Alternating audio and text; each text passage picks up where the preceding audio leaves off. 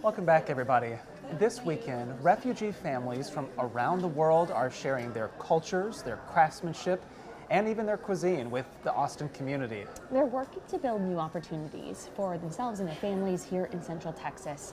And tomorrow, you can be a part of supporting that goal. So joining us today to talk about this incredible event is Program Manager Tonia Graff and one of the vendors, Shukria Entezar. Thank you so much for being here.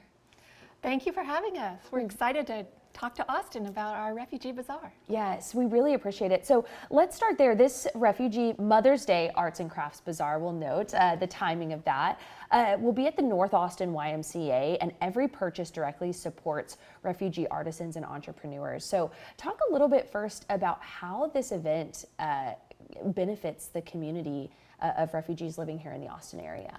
Yeah, well, thanks to our partner in this venture, the Austin YMCA, we have this wonderful space for our refugee vendors to come share their objects, their crafts, their food that they make at home.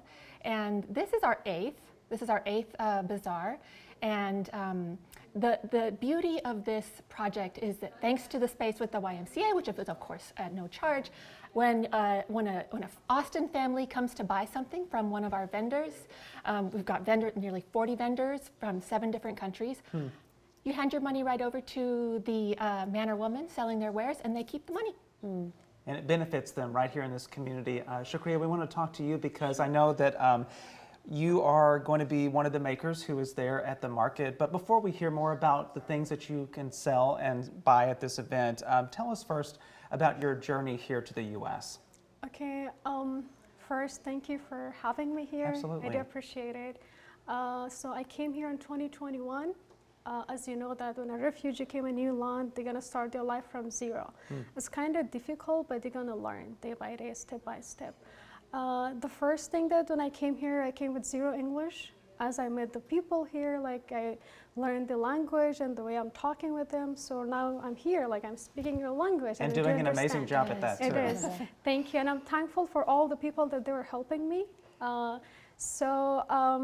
And this kind of gathering is going to be very helpful for all the refugees for when they're going to start something, especially some people, they do have some ideas to make some small business. So when we exchange the ideas and everything, so we know that, okay, where we can start with those gathering events. Yeah, and if somebody comes to the event on Saturday and wants to go to your booth or your table, what will they find there? Okay, I'm gonna share my culture there, like some delicious food. There's another people gonna be there as well, so they're gonna bring some delicious food from my country. Like, actually I'm from Afghanistan, and the outfit that I wear it's also gonna be from Afghanistan. And there's gonna be some handcraft gifts and jewelry from my country, and a lot of things gonna be there. Amazing. Yeah. Y'all brought some beautiful items with you today. Could you tell us a little bit about the artists behind some of these? Yes, yes. So one of the many initiatives that we're always keeping busy with at GII is the Refugee Sewing Collective, which is a volunteer-led group of American women, coaches if you will, and Afghan ladies. Afghan women are incredibly skilled sewists, and they've come together to create this Refugee Sewing Collective. And so you see here some of the little items that they make entirely with donated notions and fabric. And the women get together in spaces and they create these items.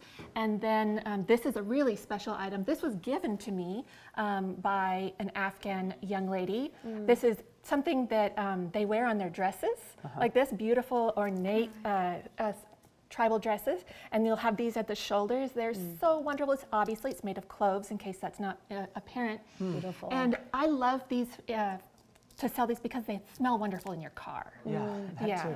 Yeah, and this one gonna be from Ukrainian people that they create this beautiful stuff. As you know, like it's very simple and beautiful things that you can see. Really stunning. I wish you all could see this really close up the way we're getting to see. I do want to ask, as you're talking about the Sewing Collective and the art you make, there's something so beautiful in learning about someone's history and their story through art and through the creating ththings.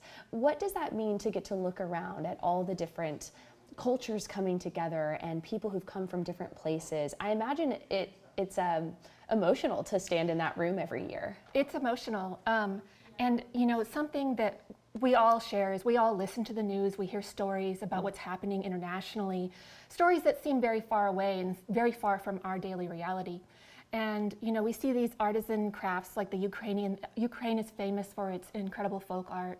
And when you visit the bazaar and you buy a plate of Afghan dumplings, mantu, from a Pashtun woman, these are people that have lived those headlines, and it kind of makes the world more, you know, more relatable, and you put a face to the headlines that seem, you know, kind of distant and kind of hard to conceptualize for us.